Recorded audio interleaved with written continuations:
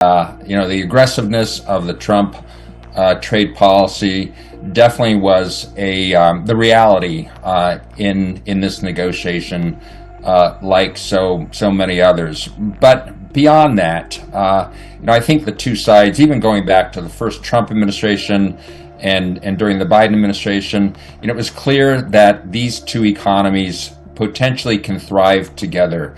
They've got a lot of complementarities.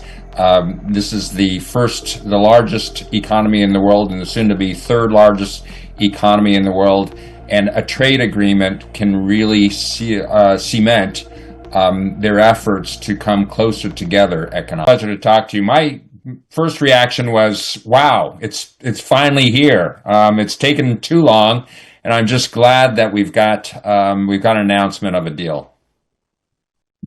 Now, if we see the messaging in both the Truth Social post by POTUS and, of course, the tweet that Prime Minister Modi sent out just a few minutes later, what do you really read in this?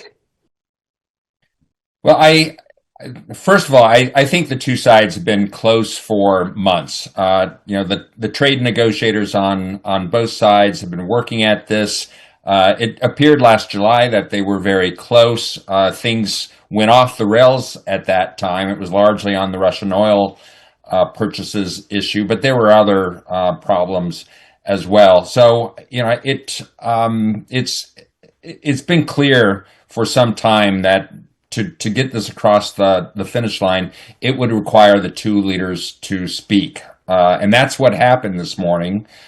So I think their perspectives match up well. They realized that they had the winds of momentum behind them, and it was time for the two of them to do their jobbing and reach this deal. Now, Mark, this was really a complex deal. It wasn't straightforward. When we thought that was almost done, there were more things that came up. How do you think this whole deal really shaped up, and what could be the next steps going forward?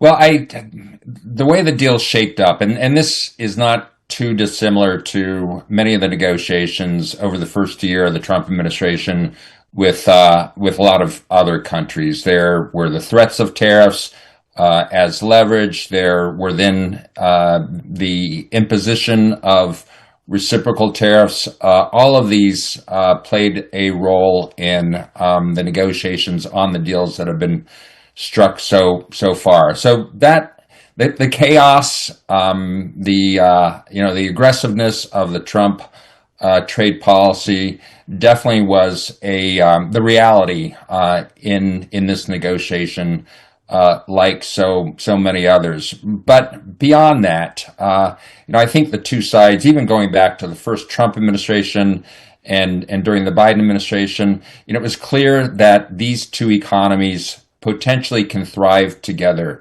They've got a lot of complementarities. This is the largest economy in the world and the soon-to-be third largest economy in the world. And a trade agreement can really cement their efforts to come closer together economically. So I think those were all factors in getting to this agreement.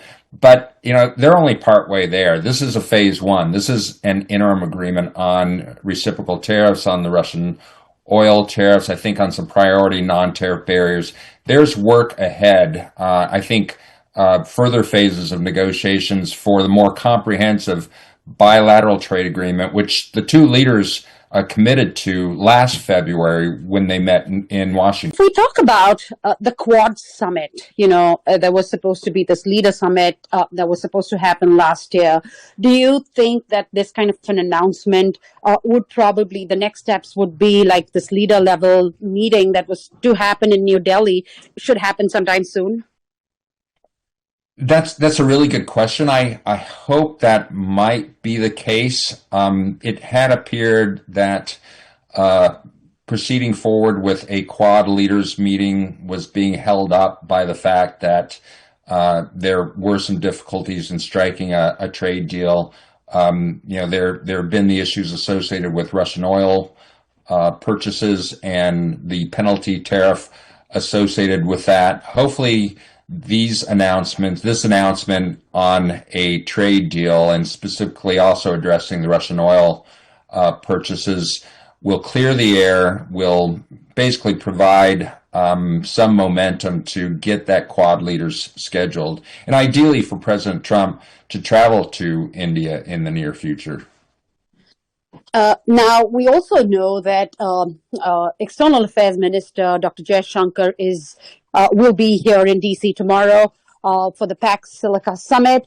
Do you expect any movement on this announcement while he's here? Well, I don't know if it will be the occasion of the Pax Silica event. One way or another, though, it is important for the two governments to issue some kind of document that specifies exactly what has been agreed and what are the next steps, and that could come through fact sheets or a joint statement between the Ministry of Commerce and Industry, Piyush Goyal as the minister, and USTR, the U.S. Trade Representative's Office, Jameson Greer. It can take a variety of forms, but that's really important, is to have a text of an agreement that's released, because until that happens, we're all engaging in a bit of a guessing game.